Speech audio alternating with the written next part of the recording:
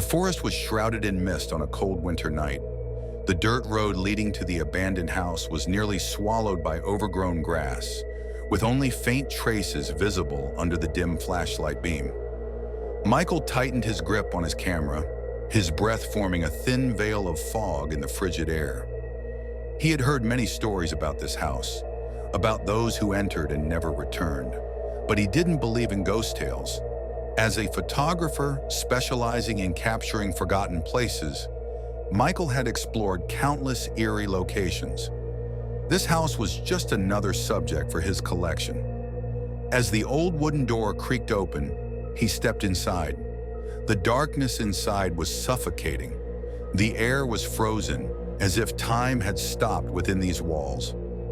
Michael shone his flashlight around, illuminating peeling wallpaper, cracked paint, and stains that hinted at an unsettling past. A damp, musty scent filled the air, mixed with something else, something faintly metallic, something that had been left undisturbed for too long. He moved cautiously, camera in hand, capturing every shadowed corner, every broken chair, every crooked painting hanging on the walls. Then he saw it, a large mirror covered in dust, hanging across the entrance. Its surface was cloudy, reflecting his image in a distorted, warped way. Michael raised his camera and took a picture. When the screen displayed the captured image, a chill ran down his spine. Because in the photo, right behind him, there was a figure. Michael turned abruptly, his heart pounding. There was no one there, only the empty room, the decaying walls, and his own reflection in the mirror. Swallowing hard, he tried to shake off the unease. It must have been a trick of the light, or maybe the dust on the mirror creating an illusion. But when he checked the photo again, the shadowy figure was still there. A tall, thin shape standing just behind him, its face obscured by darkness. Determined to continue, Michael ventured deeper into the house. The hallway was long and narrow, lined with doors that stood slightly ajar. At the very end, one door looked different, its hinges barely holding it in place, as if a single push would be enough to open it. Inside, the room contained an old bed, its sheets rumpled as though someone had just left.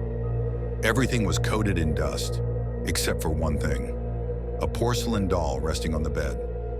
Its glassy eyes stared ahead, empty and lifeless.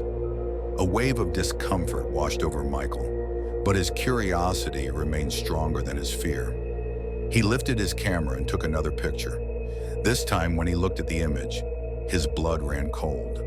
The doll remained in place, but the door behind him, the door he had left open, was now closed in the photograph. And in the mirror across the room, there was a face staring back at him. Michael felt the weight of an unseen presence. The air in the room had changed, heavier, colder. He took a step back, his eyes locked on the mirror.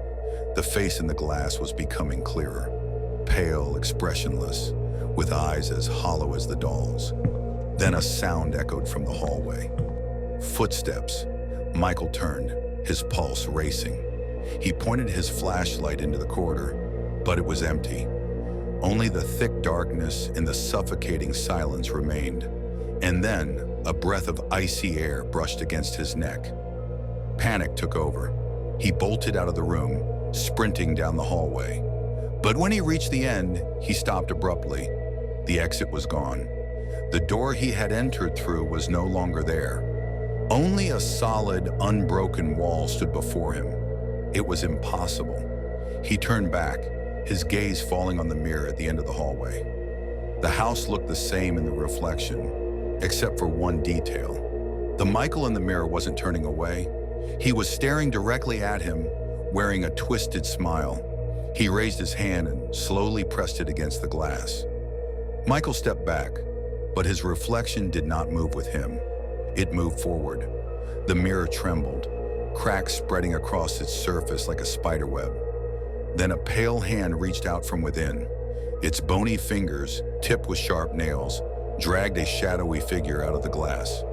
Michael never had the chance to scream. The next morning, the abandoned house stood silently in the woods, unchanged. Nothing seemed out of place, but when a group of curious locals ventured inside, they found a camera lying on the dusty wooden floor. The screen was still on. The last photograph taken showed the dark hallway of the house, but at the end of the corridor, within the mirror's cracked surface, a shadowy figure stood. It looked exactly like Michael, but the smile on its face did not belong to a human.